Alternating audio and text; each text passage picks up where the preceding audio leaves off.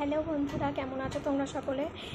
আর তোমরা অনেক দিন ধরে আমার অনেক ভিডিও দেখছো প্রেগনেন্সির, তো অনেকে অনেক ধরনের কমেন্ট করেছো, ভালো লাগলো। আর অনেকে লাইকও করেছো, খুব ভালো লাগলো। তো আজকে আমি তোমাদের সাথে একটা ছোট্ট ইনফরমেশন শেয়ার করতে চলেছি। সেটা হচ্ছে আমি আমার প্রেগনেন্সি জার্নির কিছু কথা তোমাদের সাথে শেয়ার করব।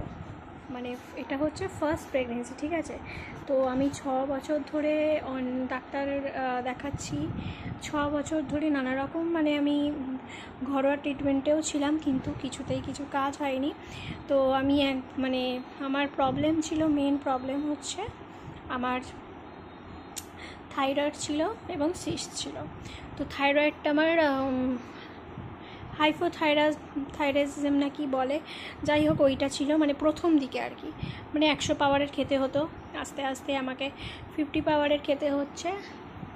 এবং তারপরে যখন আমার প্রেগনেন্সি ধরা পড়ে তার কিছুদিন আগে থেকে কিন্তু আমি 25 mg খেতাম, থাইরক্সিন 25। তো অনেকেই বলছো যে থাইরয়েড থাকলে, সিস্ট থাকলে প্রেগনেন্সি আসে না। না বন্ধুরা, একদমই ভুল।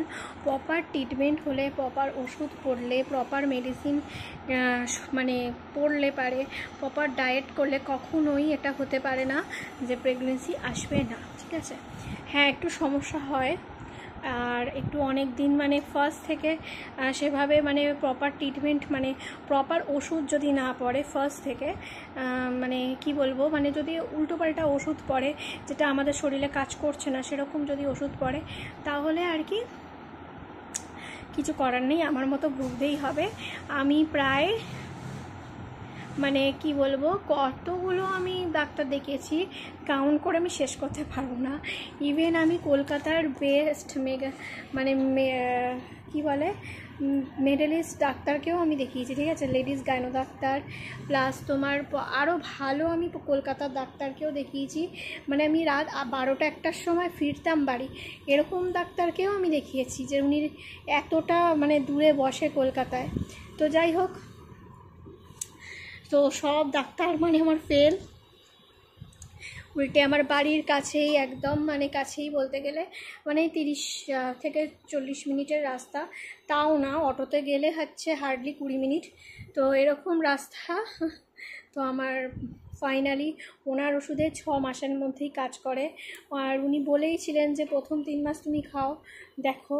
আমিও বলেছিলাম যে আমি প্রচুর মেডিসিন নিয়েছি ডাক্তারবাবু, আমি বেশি মেডিসিন খেতে পারবো না, বিকজ আমার শরীর ভীষণ ভীষণ ভীষণ খারাপ হয়ে গেছে এত পরিমাণে ওষুধ খেয়ে। আর ওষুধের কিছু তো সাইড এফেক্ট থাকেই, যেহেতু পাওয়ারের ওষুধ।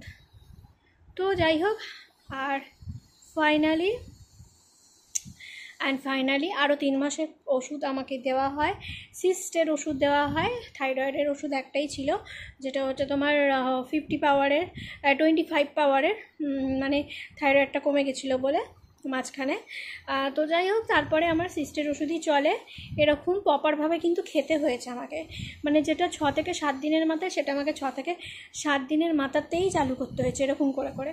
আর একটু কস্টলি তো ছিলই অবশ্যই, আর এই সমস্ত ওষুধ একটু কস্টলি হয়, তাও কি বলবো 500-600-র ভিতরেই ছিল।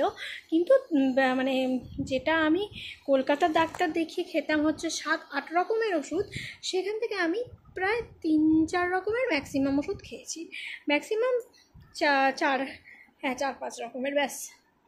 তো এই মেডিসিনের মধ্যেই আমার প্রপারভাবে কাজ হয় একদম 6 মাসের মধ্যেই।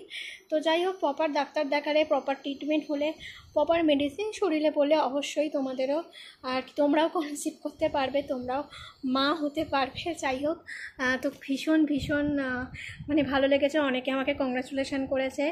আর 6 ইয়ার পরে আমার মানে আমি ফাইনালি মা হতে পেরেছি, এটাই মানে আমার কাছে অনেক। এবার সেটা ছেলে হবে না মেয়ে হবে সেটা আর কি আমাদের কাছে একদমই গুরুত্বপূর্ণ নয়, কারণ ছেলে হলেও সেটা আমাদের মানে কি বলবো প্রথম সন্তান, প্লাস তোমার মানে খুবই আদরের হবে। আর মেয়ে হলেও খুবই খুবই খুবই আদরের হবে, কারণ আমাদের ছেলে মেয়ে দ্যাটস নট ফ্যাক্ট, কারণ ছেলে মেয়ে এখন এই দুনিয়ায় অ্যাটলিস্ট 2025 সালে এসে দুজনেই সমান। তো যাই হোক বন্ধুরা, যারা টেনশন করছো যে থাইরয়েড থাকলে এই হবে, থাইরয়েড থাকলে সেই হবে, থাইরয়েড থাকলে হবে না বাচ্চা, এরকম কোনো ধারণা মানে ফালতু একদম যারা বলে আর কি, সিস থাকলে এই হবে সেই হবে।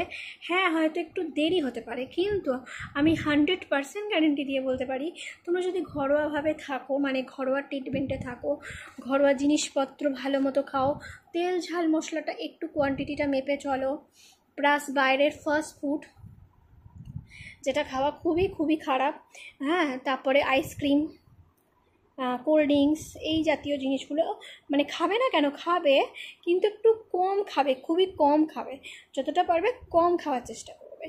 এবং তার সাথে হচ্ছে এই বিরিয়ানি, মোমো, মানে বাইরের আর কি ফুডগুলো খাওয়া না খাওয়াই ভালো, ইভেন বাড়িতেও না বানানোই ভালো। বাড়িতে বানালেও যে এগুলো রিচ হয় না তা তো নয়, এবার যদি হালকা করে বানাতে পারো তো ভালো। তো যাই হোক, বাইরের ফুচকা এইসব উল্টো পাল্টা আর কি একটু না খাওয়াই ভালো, এগুলো অ্যাভয়েড করাই ভালো। যারা খুবই খেতে পছন্দ করো তারা তো কন্ট্রোল করতে পারবে না, এটাই স্বাভাবিক, তারা কোয়ান্টিটি কমিয়ে দাও, যেটা সপ্তাহে 4 দিন খেতে সেটা 1 দিন খাও, আস্তে আস্তে কমাও আর কি। তো যাই হোক, আমার প্রেগনেন্সি জার্নিটা এইভাবেই আমার শুরু হয়েছে। আমার মানে, আর যদি তোমরা বলো যে কীভাবে কি মেডিসিন খেয়েছো বা কি টেস্ট করেছো আগে পরে, সমস্ত আমি টেস্টের রিপোর্ট তোমাদের বলবো, কিংবা আমি কি করেছি আর কি টেস্ট প্রথম থেকে একদম শুরুর থেকে, মানে আমার অজস্র টেস্ট, পুরো একটা এরকম বস্তা খাতা আছে, ঠিক আছে, মানে একদম প্রথম থেকে আমি কি টেস্ট করেছি সেগুলোও আমার কাছে অ্যাভেলেবল আছে। তো সমস্ত টেস্টের রিপোর্ট আমি তোমাদের সাথে শেয়ার করতে পারি, অথবা তোমরা যদি বলো কি আমি টেস্ট করেছি, ছোট্ট একটা ভিডিও করেও শেয়ার করতে পারি। তো চলো বন্ধুরা, এইটাই ইনফরমেশান দেওয়ার জন্য একটা ছোট্ট ভিডিও বানালাম যে আমার পিসিওডি আর থাইরয়েড থাকা সত্ত্বেও আমি কনসিভ করতে পেরেছি 6 ইয়ার পর।